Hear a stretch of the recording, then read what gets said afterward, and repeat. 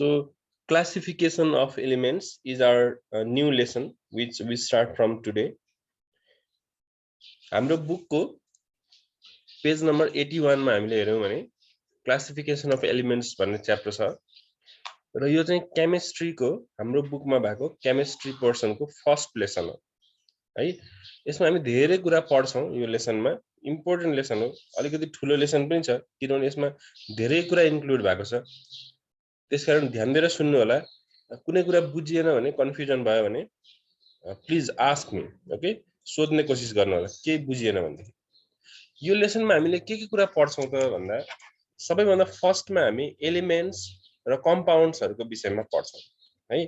Elements भनेको के हो, कम्पाउन्डको मतलब के हो, कस्तो खालको सब्स्टेन्सलाई हामीले कम्पाउन्ड भन्ने, एलिमेन्ट र कम्पाउन्डको बीचमा के डिफरेन्स छ हैन, त्यो कुराहरु हामी पढ्छौं।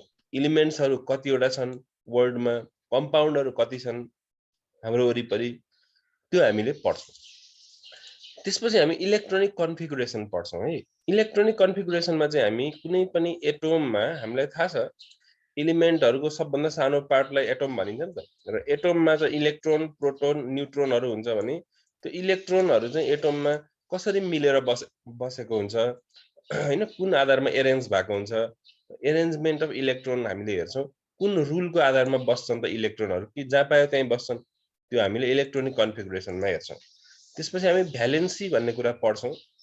हामीले ग्रेड 8 मा पनि पढेको थियौं, तर कुनै कुनै एलिमेन्टको मात्रै भ्यालेन्सी हामीले त्यतिखेर याद गरेको थियौं हैन। जस्तो हाइड्रोजनको भ्यालेन्सी 1 हुन्छ, अक्सिजनको भ्यालेन्सी 2 हुन्छ, सोडियमको भ्यालेन्सी 1 हुन्छ, यसरी हामीले कार्बनको भ्यालेन्सी 4 हुन्छ भनेर हामीले पढेको थियौं भने अब चाहिँ हामी भ्यालेन्सी किन 1 भयो त हाइड्रोजनको हैन, कुनै पनि एलिमेन्टको भ्यालेन्सी के कुराले डिटरमाइन गर्छ त्यो कुरा हामीले हेर्छौं हैन। भ्यालेन्सी एकदम इम्पोर्टेन्ट कुरा हो, यो हामीले बुझ्ने कोसिस गर्छौं यही लेसनमा। त्यसपछि हामी आयोन्सहरुको विषयमा पढ्छौं। आयोन भनेको चाहिँ कुनै पनि एटोमबाट हामीलाई थाहा छ एटोममा इलेक्ट्रोनहरु हुन्छ। यदि हामीले इलेक्ट्रोनलाई निकाल्यौं भने अथवा कुनै तरिकाले निकाल्यौं भने अथवा इलेक्ट्रोनहरुलाई हामीले एड गर्यौं भने त्यतिखेर त्यसलाई हामी आयोन भन्छौं। जब एटोममा चार्ज आउँछ है, कुनै पनि एटोम चार्जलेस हुन्छ सुरुमा, कुनै चार्ज हुँदैन पोजिटिभ नेगेटिभ, तर कुनै पनि एटोममा यदि चार्ज आयो भने, कुनै कारणले चार्ज ल्याइयो भने त्यसलाई हामी एटोम भन्न हुँदैन, आयोन भन्नुपर्छ। र आयोनको विषयमा पनि हामी यो लेसनमा एकदम मजाले बुझ्ने गरेर पढ्छौं। त्यसपछि रेडिकल्सहरुको विषयमा पनि हामी पढ्छौं। रेडिकल्स भनेको चाहिँ group of atoms having charge हो, पछाडी डिटेलमा हेर्छौं यसलाई। त्यसपछि केमिकल बोन्डहरुको विषयमा हामी पढ्छौं। जस्तो हामीलाई थाहा छ वाटर भनेको H2O हो है, वाटर भनेको H2O सबैजनालाई थाहा छ। हाइड्रोजन र अक्सिजन मिलेर वाटर बनेको हुन्छ, अथवा भनौं न हाइड्रोजन र अक्सिजन जब जोडिन्छ एक आपसमा टाँसिन्छ, दुईटा हाइड्रोजनको एटम र एउटा अक्सिजनको एटम जब आपसमा टाँसिन्छ वाटर बन्छ। तर यो टाँसिन्छ कसरी, कुन फोर्सले तिनीहरु दुईटालाई सँगै राख्छ, किन हाइड्रोजन र अक्सिजन छोडिएर एकअर्काबाट छुटेर जाँदैन त? वाटर बन्दाखेरि कुन फोर्सले यिनीहरुलाई एकअर्कासँग समातेर राख्छ, त्यसलाई नै हामी बोन्ड भन्छौं। धेरै खालको बोन्डहरु छन् है, हामीले यो केमिकल बोन्ड भन्ने पार्टमा त्यो कुरा पनि पढ्छौं। त्यसपछि हामी मोलिक्युलर फर्मुला पढ्छौं हामी अन्तिममा। जस्तो अहिले भर्खरै मैले भने वाटर भनेको H2O हो, कसरी H2O भयो त, वाटरलाई किन H2O भनेको, अथवा हामीले खाने नुन हुन्छ, सल्ट हुन्छ, त्यो सल्टलाई हामी NaCl भनेर भन्छौं, सोडियम क्लोराइड भनेर भन्छौं। NaCl किन भनेको, अथवा हाम्रो सास फेर्दाखेरि जुन ग्यास हामीले फाल्छौं त्यसलाई कार्बन डाइअक्साइड भनिन्छ, त्यसमा CO2 भन्ने सिम्बल कसरी आयो, यो कुरा हामी मोलिकुलर फर्मुला अन्तर्गत पढ्छौं। यसरी यदि धेरै कुराहरु यो च्याप्टरमा छ, it will take few periods, केही दिन केही पिरियडहरु लाग्छ यसलाई कम्प्लिट गर्नलाई, बुझ्दै जाने। र आज हामीले फर्स्टमा चाहिँ फर्स्टकै पार्टबाट सुरु गर्छौं, एलिमेन्ट्स एन्ड कम्पाउन्ड्स, राइट? अब एलिमेन्ट्स र कम्पाउन्ड्स हाम्रो लागि नयाँ शब्द पनि होइन। एलिमेन्ट्स र कम्पाउन्ड हामीले धेरै नै सुनिराखेका छौं। केही कुराहरु थाहा नभएको हुन सक्छ, त्यसलाई राम्रोसँग बुझ्ने कोसिस गर्ने है त। हाम्रो वरिपरि जति पनि सब्स्टेन्सहरु छन्, हाम्रो वरिपरि अथवा भनौं न यो नेचरमा जति पनि सब्स्टेन्सहरु छन्, लार्जली सबै सब्स्टेन्सहरुलाई दुई भागमा हामी डिवाइड गर्न सक्छौं, एलिमेन्ट्स र कम्पाउन्ड्स है, सामान्यतया। जति पनि म्याटेरियल्सहरु म्याटर छ जति पनि दुई भागमा भनौं न एलिमेन्ट्स र कम्पाउन्ड भनेर डिभाइड गर्न सक्छौं हामी एलिमेन्ट्सहरु छन् एकदमै कम बाँकी सबै के हुन्छन् त कम्पाउन्ड्स हुन्छन् कम्पाउन्ड्स चाहिँ एकदमै धेरै छन् कम्पाउन्ड भनेको यौगिकहरु है एलिमेन्ट्स भनेको तत्वहरु ठीक छ हामीले तत्व र यौगिक भनेर पनि बुझेको हुन सक्छौं तत्वहरु अथवा एलिमेन्ट्सहरु भनेको कस्तो हुन्छन् भन्दा आफैमा प्योर हुन्छन् मैले पहिले पनि भनेको थिएँ एउटा एक्जाम्पल फेरि म रिपिट गर्दिन्छु तिमीहरुलाई बुझ्नको लागि मानौ मसँग एउटा गोल्डको सुनको सानो टुक्रा छ अब कुनै प्रविधि प्रयोग गरेर कुनै टेक्नोलोजी युज गरेर म यो गोल्ड अथवा सुनको टुक्रालाई अझ सानो सानो बनाउँदै जान्छु म सानो भन्दा सानो टुक्रामा कन्भर्ट गर्दै जान्छु यो सुनको टुक्रा हो गोल्ड हो र यस्तो ठाउँमा म पुग्छु कि यो गोल्डको सबैभन्दा सानो स्मलेस्ट पार्टिकल अब मेरो हातमा छ है मसँग यस्तो टेक्नोलोजी थियो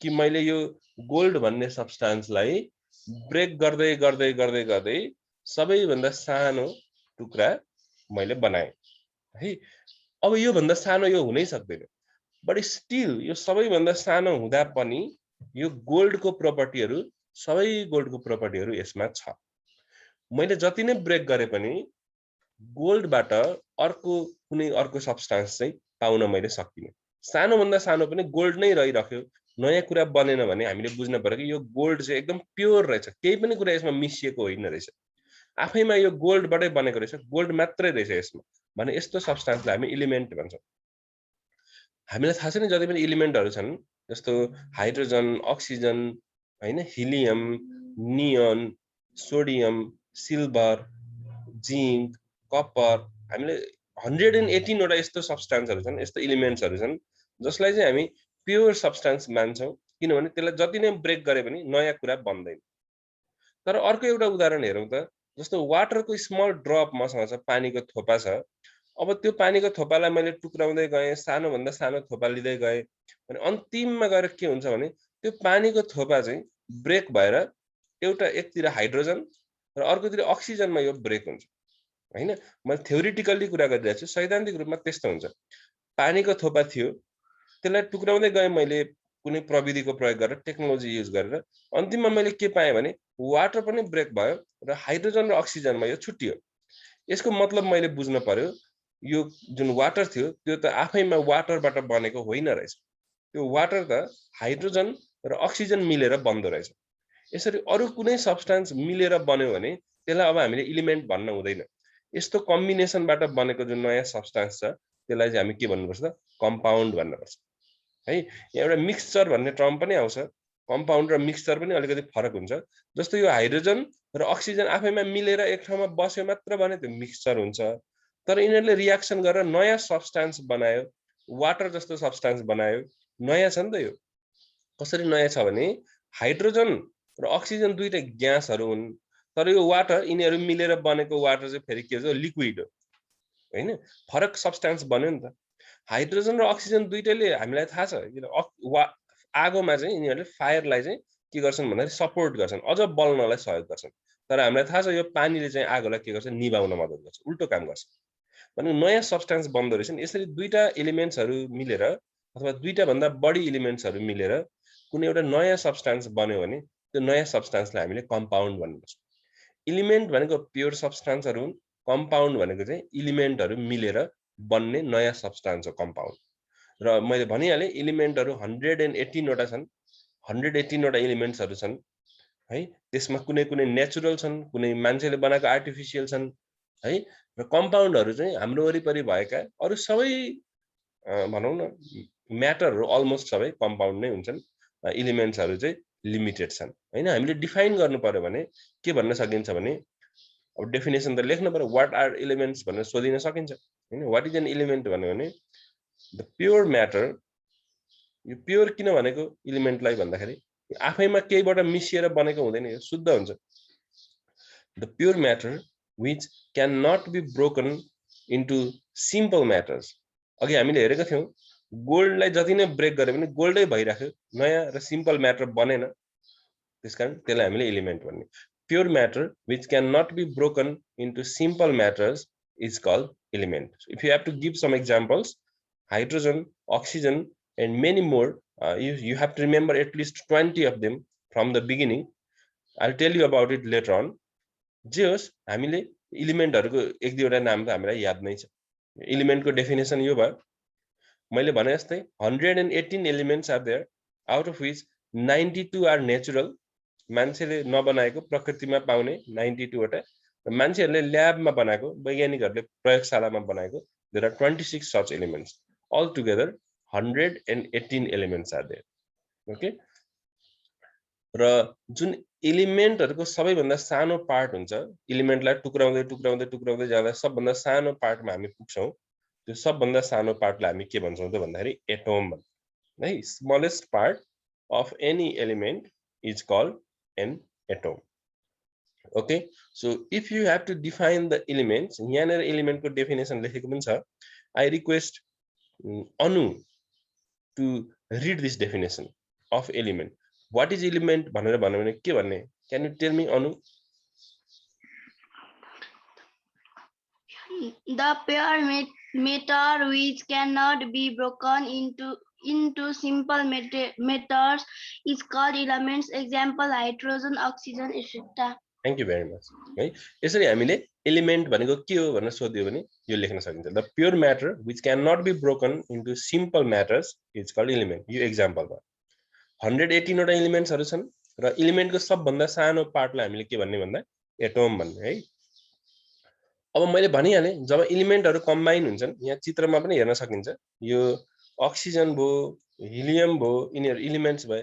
तर यहाँ चाहिँ के छ भने एटमहरु कम्बाइन भएको देखिन्छ। यहाँ हाइड्रोजन र अक्सिजन कम्बाइन भएको देखिन्छ। यो पिक्चर अलिकति इनकरेक्ट रहेछ। हाइड्रोजन चाहिँ दुईटा हुनुपर्ने हो, अक्सिजन चाहिँ एउटा हुनुपर्ने हो हैन। त्यो कम्बिनेसनबाट चाहिँ के भन्छ त वाटर भन्छ। एटमहरुको कम्बिनेसनबाट वाटर भन्छ अथवा कम्पाउन्ड भन्छ। कम्पाउन्डलाई हामीले डिफाइन गर्नु पर्यो भने चाहिँ अब हामीले के भन्नुपर्छ भने the substance formed after the chemical reaction between two or more than two elements. जस्तो हाइड्रोजन भन्ने एउटा एलिमेन्ट हो, अक्सिजन भन्ने अर्को एलिमेन्ट हो। यिनीहरुको बीचमा केमिकल रियाक्सन भयो भने एउटा नयाँ सब्स्टेन्स बन्छ र त्यो नयाँ सब्स्टेन्सलाई हामीले के भन्नुपर्छ त कम्पाउन्ड भन्नुपर्छ। यो केसमा त्यो कम्पाउन्ड चाहिँ वाटर हुन्छ है।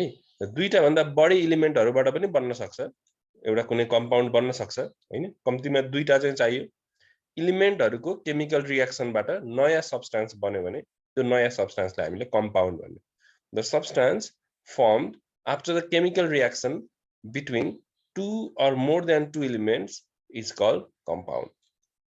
Okay, if you have to give the definition, example, water हुन सक्छ, सोडियम क्लोराइड हुन सक्छ, कार्बन डाइअक्साइड हुन सक्छ, सल्फ्युरिक एसिड हुन सक्छ। There are number of compounds. अहिले पछाडी हामीले पढ्दै जाँदाखेरि तिमीले यस्तो कम्पाउन्डको एक्जाम्पल जति पनि जानिहाल्छौ। अहिलेलाई हामीले दुई तीनवटा एक्जाम्पल चाहिँ याद राखौं। अब एक्चुअली फेरि अहिलेको एक्जाम्पललाई सम्झिने कुन भने मैले वाटरको ड्रपको कुरा गरेको थिएँ। एउटा वाटरको ड्रप छ, त्यसलाई मैले टुक्राउँदै गएँ, सबैभन्दा सानो वाटरको ड्रपमा म पुगेँ। त्यसलाई अझ मैले टुक्राएर हेर्दाखेरि के पाएँ त भन्दा हाइड्रोजन र अक्सिजनमा टुक्रियो अन्तिममा। यो र मेरो कन्क्लुजन के थियो भने वाटरलाई टुक्राउँदै जाँदाखेरि हाइड्रोजन र अक्सिजन बन्यो भनेको मतलब यो वाटर त कम्पाउन्ड रहेछ, एलिमेन्ट होइन रहेछ। किनभने यो आफैमा वाटरबाट बन्दैन रहेछ, हाइड्रोजन र अक्सिजनबाट बन्दो रहेछ वाटर त। त्यसकारण यो कम्पाउन्ड हो भनेको थिएँ। तर यो टुक्राउँदै टुक्राउँदै टुक्राउँदै जाँदा यो हाइड्रोजन र अक्सिजन बन्नुभन्दा अगाडि त यो वाटरै थियो नि त। यो वाटरको सबैभन्दा सानो पार्ट थियो र त्यसलाई पनि ब्रेक गर्दाखेरि हाइड्रोजन र अक्सिजन बन्यो भने जुन यो कम्पाउन्डकै सबभन्दा सानो पार्ट हुन्छ नि, यो ड्रप हो, वाटरको ड्रप, सबैभन्दा सानो ड्रप। यसलाई फर्दर मैले टुक्राएँ भने हाइड्रोजन र अक्सिजन बनिहाल्छ। तर अहिलेसम्म चाहिँ यो वाटरै छ, यसमा सबै वाटरको प्रपर्टीहरु छन् हैन। तर यसलाई अझ ब्रेक गर्यो भने चाहिँ हाइड्रोजन र अक्सिजनमा छुट्टिन्छ। भने यो सबभन्दा सानो ड्रप भयो वाटरको। कम्पाउन्डको सबभन्दा सानो टुक्रा भयो। कम्पाउन्डको सबभन्दा सानो पार्टलाई हामीले मोलेक्युल भन्नुपर्छ। जसरी एलिमेन्टको सबभन्दा सानो पार्टिकललाई एटम भनियो, त्यसैगरी कम्पाउन्डको सबभन्दा सानो पार्टिकललाई चाहिँ मोलेक्युल भन्नुपर्छ है। फेरि भन्दिन्छु, एलिमेन्टको सबैभन्दा सानो पार्टिकललाई एटम भनिन्छ भने कम्पाउन्डको सबैभन्दा सानो पार्टिकललाई मोलेक्युल भनिन्छ। र अर्को पनि कुरा बुझिराख, एलिमेन्टको पनि मोलेक्युलहरु हुन्छ, कम्पाउन्डको मात्र मोलेक्युल हुँदैन, एलिमेन्टको पनि मोलेक्युल हुन्छ। एलिमेन्टको मोलेक्युल चाहिँ कस्तो भनेर पनि हामी पछाडीको पार्टमा हेर्ने नै छौं। है if we have to define what is molecule, then the smallest particle of element or compound having all of its properties is called molecule. Having all of its properties, okay, the smallest particle of an element or compound having all of its properties is called molecule. हामीले यो स्लाइडबाट के सिक्यौं भने सबभन्दा पहिला त element र कम्पाउन्डको definition जानियो र एलिमेन्टको smallest पार्टिकललाई atom भन्ने, कम्पाउन्डको स्मलेस्ट पार्टिकललाई मोलिक्युल भन्ने भनेर पनि जाने र केही एक्जाम्पलहरु पनि हामीले सिक्यौं। अब हामी हेर्छौं जुन एलिमेन्टको सबभन्दा सानो पार्टिकल छ अथवा एटम छ, त्यो एटम चाहिँ एक्चुअली केबाट बनेको हुन्छ त? एटमलाई हामीले स्टडी गर्ने हो भने एटममा के हुन्छ भन्ने कुरा हामीले हेर्छौं र तिमीहरुलाई पक्कै पनि थाहा छ है। एटममा के हुन्छ त भन्दाखेरि इलेक्ट्रोन, प्रोटोन र न्यूट्रोनहरु मिलेर एउटा एटम बनेको हुन्छ। फेरि सुनौ, जस्तो कुनै पनि एलिमेन्ट छ, मानौ मसँग अक्सिजन भन्ने एलिमेन्ट छ। अब यो अक्सिजन भन्ने एलिमेन्टको सबैभन्दा सानो पार्टिकल मैले लिएँ भने त्यो पार्टिकललाई एटम भन्नु पर्यो। त्यो एटम के मिलेर बनेको हुन्छ त भनेर मैले स्टडी गरे भने पाउँछु कि त्यो एटम चाहिँ इलेक्ट्रोन, प्रोटोन र न्यूट्रोन मिलेर बन्छ हैन। र इलेक्ट्रोन, प्रोटोन र न्यूट्रोन जुन यो तीनटा छन्, यिनीहरुलाई हामी सब एटोमिक पार्टिकल्स भनेर पनि भन्छौं। Subatomic particles, okay. Electron, proton and neutron make an atom and we call them subatomic particles. अब एटमको पिक्चर पनि हामीले देखेका छौं। सामान्यतया यस्तो खालको बनाएको हुन्छ, बीचमा न्यूक्लियस हुन्छ है, बीचमा न्यूक्लियस हुन्छ। यो न्यूक्लियसमा के बसेको हुन्छ कसैले भन्न सक्नुहुन्छ?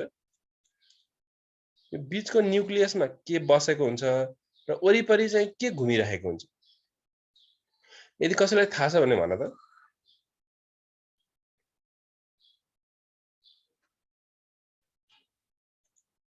थाहा छैन भने सुन्न पर्यो। यो प्रोटोन र न्यूट्रोन जुन दुईटा पार्टिकलहरु छन्, सब एटोमिक पार्टिकलहरु, त्यो चाहिँ यो एटम भयो भने एटमको बीचमा सेन्टरमा बस्छन् प्रोटोन र न्यूट्रोन है। यो बीचको भागलाई हामी न्यूक्लियस भनेर भन्छौं। भने वरिपरि यो गोलो बाटोमा चाहिँ इलेक्ट्रोनहरु घुमिरहेको हुन्छ है।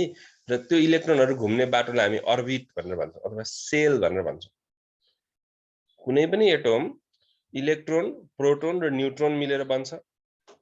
जस्तो हिलियमको एटम, हाइड्रोजनको एटम, अक्सिजनको एटम, इलेक्ट्रोन, प्रोटोन र न्यूट्रोन मिलेर बन्छ। एलिमेन्ट अनुसार यिनीहरुको नम्बर पनि फरक हुन्छ। इलेक्ट्रोनको नम्बर, प्रोटोनको नम्बर, न्यूट्रोनको नम्बर कतिवटा हुन्छ त भन्ने फरक हुन्छ। जस्तो मानौ हाइड्रोजनको कुरा गर्ने हो भने त्यो हाइड्रोजनको एटममा एउटा इलेक्ट्रोन हुन्छ। सोडियमको कुरा गर्ने हो भने सोडियमको एटममा 11 वटा इलेक्ट्रोन हुन्छ। क्याल्सियममा हेर्ने हो भने 20 वटा इलेक्ट्रोन हुन्छ हैन। क्लोरिनमा हेर्ने हो भने 17 वटा इलेक्ट्रोन हुन्छ। सबै एलिमेन्टमा इलेक्ट्रोनको नम्बर, प्रोटोनको नम्बर, न्यूट्रोनको नम्बर के हुन्छ? डिफरेन्ट हुन्छ है। र इलेक्ट्रोनहरु यसरी वरिपरि घुमिरहेका हुन्छन्। प्रोटोन र न्यूट्रोन चाहिँ सेन्टरमा बसेको हुन्छ। यो एटमको स्ट्रक्चर भयो भने हेर्नुस् त, न्यूट्रोन र प्रोटोन चाहिँ के छन्? यहाँ बीचमा बसेको छन् भने इलेक्ट्रोनहरु चाहिँ वरिपरि गोलो बाटोमा घुमिरहेका छन्। न्यूट्रोन र प्रोटोन सेन्टरमा जुन बसेको छन् त्यसलाई हामी के भन्छौं? न्यूक्लियस भनेर भन्छौं। The path where an electron moves around the nucleus is called track or cell है। कहिलेकाहीँ सेल भनिन्छ, कहिलेकाहीँ ट्र्याक भनिन्छ। Shell is also called orbit in other words. हामीले चाहिँ धेरै जस्तो यो सेल भन्ने प्रयोग गर्छौं है। त सेल वरिपरि जुन बाटोमा इलेक्ट्रोनहरु घुमिरहेका छन् त्यसलाई हामी सेल भन्छौं। अब जुन यो सेलहरु छन् नि, जो पहिलो सेल भयो, यहाँ हेरौं त पहिलो गोलो बाटो भयो, दोस्रो सेल भयो, अनि तेस्रो सेल पनि हुन सक्छ, चौथो सेल पनि हुन सक्छ। यिनीहरुको नाम हुन्छ, ठीक छ। सबैभन्दा पहिलो सेललाई हामी के भन्छौं त? के भन्छौं। दोस्रो सेललाई एल भन्छौं, एल सेल। तेस्रो सेललाई हामी के भन्छौं? एम सेल अथवा चौथो सेल एम हैन। पाँचौं सेललाई हामी के भन्छौं? एन भन्छौं। यसरी के एल एम एन नाम गरेका सेलहरु हुन्छन् र यो सेलहरुमा इलेक्ट्रोनहरु घुमिरहेका हुन्छन्। बीचमा जुन न्यूक्लियस छ, यहाँ के लेखेको छ भने पोजिटिभली चार्ज्ड न्यूक्लियस भनेर लेखेको छ। किन पोजिटिभली चार्ज लेखेको हो भने वी नो दैट यो सेन्टरमा प्रोटोनहरु बसेका हुन्छन् र न्यूट्रोनहरु पनि हुन्छन् र प्रोटोनमा चाहिँ के हुन्छ भने पोजिटिभ चार्ज हुन्छ है। र जुन वरिपरि घुमिरहेको इलेक्ट्रोनहरु छ त्यो इलेक्ट्रोनमा चाहिँ के हुन्छ? नेगेटिभ चार्ज हुन्छ। र अर्को न्यूट्रोन जुन छ त्यो न्यूट्रोनमा कुनै पनि चार्ज हुँदैन यसरी न्यूक्लियसमा चाहिँ प्रोटोन र न्यूट्रोन हुने हुँदा पोजिटिभ चार्ज देखिने भयो किनभने न्यूट्रोनमा त कुनै चार्ज हुँदैन त्यही भएर पोजिटिभली चार्ज न्यूक्लियस भनेर लेखेको वरिपरिको बाटोमा इलेक्ट्रोनहरू छन् तिनीहरू चाहिँ नेगेटिभली चार्ज छन् अब हामीले बुझ्नुपर्ने एउटा कुरा के छ भने यो पहिलो अर्बिट भयो अथवा पहिलो सेल भयो जसको नाम हामीले के भनेर राखेका छौं यसमा कतिवटा इलेक्ट्रोनहरू घुम्न सक्छन् अथवा दोस्रो सेल भयो एल यसमा कतिवटा इलेक्ट्रोनहरू सम्म रहन सक्छन् यसको क्यापेसिटी कति हो how many electrons can be accommodated or can be contained by this orbit this cell कसैलाई थाहा पनि होला जस्तो लाग्छ के भन्ने सेलमा कतिवटा इलेक्ट्रोनहरू हुन्छन् पहिलो सेलमा कसैलाई थाहा छ भने भन्नुस् त how many electrons are there in the first cell 2 sir good and what about the second cell दोस्रोमा कतिवटा हुन्छन् 8 sir good 8 है यो पनि मिल्यो अब यो हामीलाई कसरी थाहा हुन्छ त भनेदेखि एउटा फर्मुला पनि छ सायद तिमीलाई थाहा होला पनि यहाँ म देखाउँछु 2n² है यो फर्मुला के हो भने 2n² 2n² रुल भन्छौं हामीले यसमा यो n भनेको चाहिँ कुन सेल हो त्यो n भन्नाले पहिलो सेल हो भने n को ठाउँमा 1 राख्नु पर्यो दोस्रो सेल हो भने n को ठाउँमा 2 राख्नु पर्यो हैन तेस्रो सेल हुँदा n को ठाउँमा 3 राख्नु पर्यो र चौथो सेल हुँदा n को ठाउँमा 4 राख्नु पर्यो मानौ हामीले दोस्रो सेलमा कतिवटा इलेक्ट्रोनहरू हुन्छन् भनेर हामीले पत्ता लगाउन पर्यो भने n को ठाउँमा 2 राखेर हेर्नु पर्यो 2 अनि इन्टु 2² गर्नु पर्यो त्यसो गर्दाखेरि कति आयो त 8 आयो भने दोस्रो सेलमा अथवा l भन्ने सेलमा इलेक्ट्रोन नम्बर अफ इलेक्ट्रोन्स कति हुने रहेछ त 8 हुने रहेछ त्यसैगरी तेस्रो सेलमा कतिवटा इलेक्ट्रोनहरू हुन्छन् भनेर मैले सोधे भने n को ठाउँमा तिमीले 3 राखेर हेर्नु पर्यो यस्तो हुन्छ 2 इन्टु 3² हैन 2 इन्टु 3² भनेको 3² भनेको 9 9 इन्टु 2 गर्यो भने 18 भने तेस्रो सेलमा चाहिँ 18 वटा इलेक्ट्रोन छन् भनेर थाहा भयो त्यसैगरी चौथो सेलमा 32 वटा इलेक्ट्रोनहरू हुन्छन् भनेर थाहा पाउनु पर्यो अर्को कुरा के पनि थाहा पाउनु पर्छ भने इलेक्ट्रोनहरू अट्न सक्ने यो क्यापेसिटी मात्रै हो है जस्तो तेस्रो सेलमा 18 वटा सम्म इलेक्ट्रोनहरू अटाउन सक्छौं तर यो तेस्रो सेलको अथवा कुनै पनि सेलको चाहना चाहिँ के हुन्छ भने आफुमा 8 वटा मात्र इलेक्ट्रोन यिनीहरुले राख्न चाहन्छन् अब पहिलोलाई छोडेर है पहिलो सेलले चाहिँ 8 वटा अट्दै अट्दैन त्यसमा 2टा मात्रै अट्छ त्यही भएर 2टा इलेक्ट्रोनहरू राख्न चाहन्छ अरु अर्बिटहरुले चाहिँ 8 वटा इलेक्ट्रोन राख्न चाहन्छन् सबैभन्दा बाहिरी जुन अर्बिट हुन्छ त्यसले 8 वटा इलेक्ट्रोन राख्न चाहन्छ है बाहिरी अर्बिटले तर क्षमता कति हुन्छ कतिवटा सम्म अटाउन सकिन्छ भने यो नम्बरहरु हामीले जान्नु पर्यो र यो 2n² भन्ने रुलबाट आउँदो रहेछ यहाँसम्म त हामीले अघि मैले सोध्दा तिमीहरुले भन्यौ पनि कतिवटा इलेक्ट्रोन छ भन्दाखेरि किनभने देखि तिमीले यो ग्रेड 8 मा पनि पढेकै कुरा अब हामीले एउटा नयाँ कुरा यहाँ के जान्नु पर्ने छ भने जुन यो सेलहरु छन् नि k l m n भन्ने सेलहरु छन् यो सेलहरु पनि एक्चुअली सब सेलहरु मिलेर बनेको हुन्छ सेल भित्र पनि के हुन्छ त सब सेलहरु हुन्छ सब सेल अथवा जसलाई हामी अर्बिटल पनि भन्छौं सब सेलहरु हुन्छ ध्यान दिएर बुझ्ने यो कुरालाई चाहिँ जस्तो कुनै घर भित्र मानौ यो घर भयो मानौ यो घरमा 10 जना मान्छे अहिले छन् भने घर आफैमा घर मात्र त हुँदैन यो घर भित्र के हुन्छ भन्दा रुमहरु हुन्छ there are rooms in the house यो घरमा 10 जना मान्छेहरु छन् भने अब यो कुनै रुममा 2 जना होलान् कुनै रुममा 5 जना होलान् कुनै रुममा 1 जना होला कुनै रुममा अर्को 1 जना होला कुनै रुममा अर्को 1 जना होला यसरी 10 जना भएको हुन सक्छ नि त बाहिरबाट हेर्दाखेरि यो घरमा 10 जना मान्छे देखियो तर भित्र गएर हेर्दाखेरि यो घर भित्र पनि छुट्टा छुट्टै रुमहरु छन् छुट्टा छुट्टै रुममा मान्छेहरु बसेका छन् त्यसैगरी बाहिरबाट हेर्दाखेरि मैले मानौ यो एल भन्ने सेल देखे अथवा दोस्रो सेल देखे मलाई थाहा छ कि दोस्रो सेलमा 8 वटा इलेक्ट्रोनहरु छन् तर यो 8 वटा इलेक्ट्रोनहरु पनि मैले यो सेल भित्र गएर हेरे भने चाहिँ सब सेलहरु भित्र मिलेर बसेका हुन्छन् है सब सेलहरु कुनै सब सेलमा एउटा इलेक्ट्रोन होला कुनैमा 2टा होला हैन यसरी इलेक्ट्रोनहरु सेल भित्र पनि सब सेलहरुमा मिलेर बसेका हुन्छन् त्यो सब सेलको विषयमा थोरै हामीले हेर्छौं है त अनि आजको क्लास त्यसपछि चाहिँ हामी सक्छौं जस्तो स्ट्रक्चर अफ एटम नै हामीले हेरिरहेका छौं